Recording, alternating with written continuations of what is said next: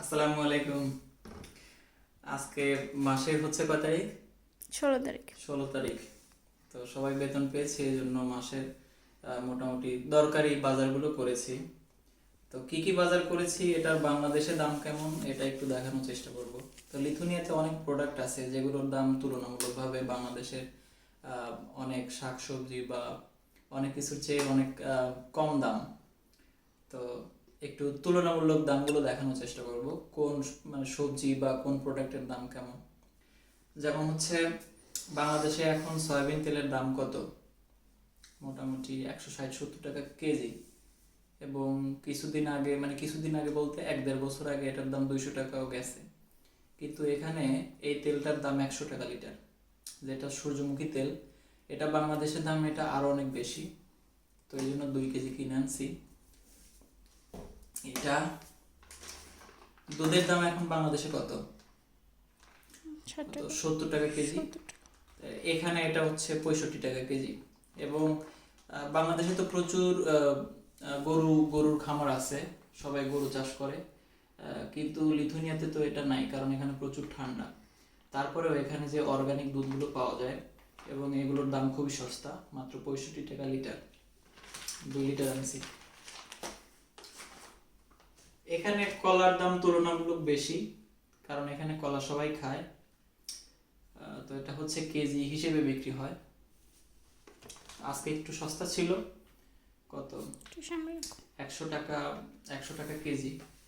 এই জন্য এগুলো নিয়ে এসেছি। ডিমের দাম তো এখন বাংলাদেশে অনেক বাড়তি। তারপরেও এখানে এক একটা প্যাকেটে 10টা করে ডিম থাকে এবং একটা প্যাকেটের দাম হচ্ছে 120 টাকা। তার মানে হচ্ছে 20টার দাম হচ্ছে 240, 30টার দাম হচ্ছে 240 আর 120, 360 টাকা।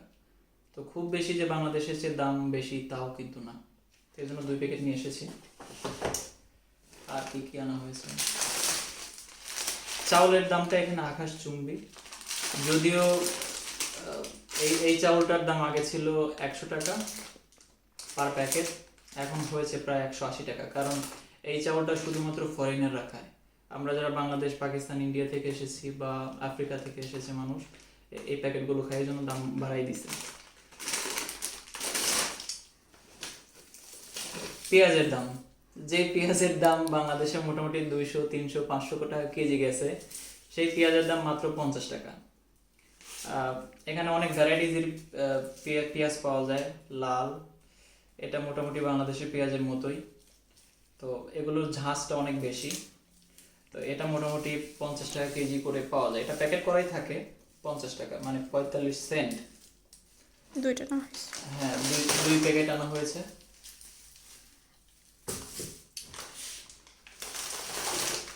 আলুর দাম বাংলাদেশে এখন কত চলে?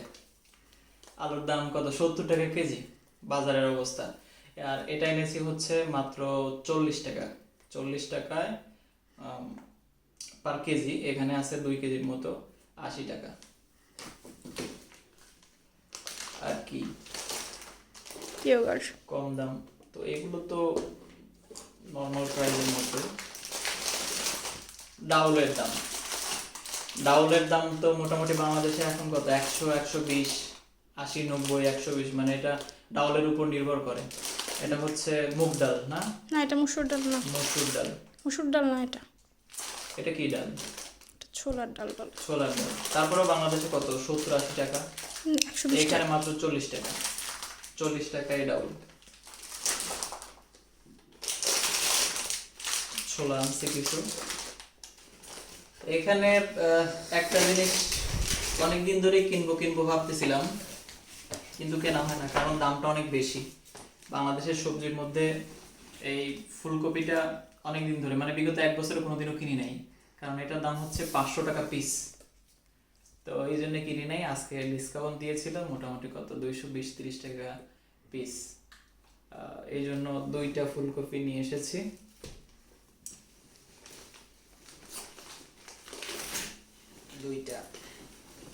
এই 2টা মোটামুটি বড়। আর একটা জিনিস, এটা হচ্ছে গরুর কলিজা। কলিজা একটু রেসিপি করে অন্য টাইপের করে খাবো এই জন্য আনছি, যেটা আলাদাভাবে বিক্রি করে কত 500 টাকা কেজি। তো এটা মিক্স করে না, ওরা কেজি হিসেবে বিক্রি করে। এই হচ্ছে আমার টোটাল বাজার, সম্ভবত 1 সপ্তাহের বাজার। এখানে মাছ মাংস আগেই কেনা ছিল, এই জন্য ওগুলো কিনি নাই। তো মোটামুটি তুলনা করলে দেখা যায় যে আহ, মোটামুটি 50% জিনিসের দাম বাংলাদেশের দামের চেয়েও এখন কম। কিন্তু লিথুয়ানিয়া আর বাংলাদেশের ইনকাম তুলনা করলে দেখা যায় যে বাংলাদেশে একটা মানুষের গড় ইনকাম 20,000 30,000, আর এখানে একটা মানুষের গড় ইনকাম 1.5 লাখ টাকা। এটাই হচ্ছে বাংলাদেশ লিথুয়ানিয়ার মধ্যে পার্থক্য।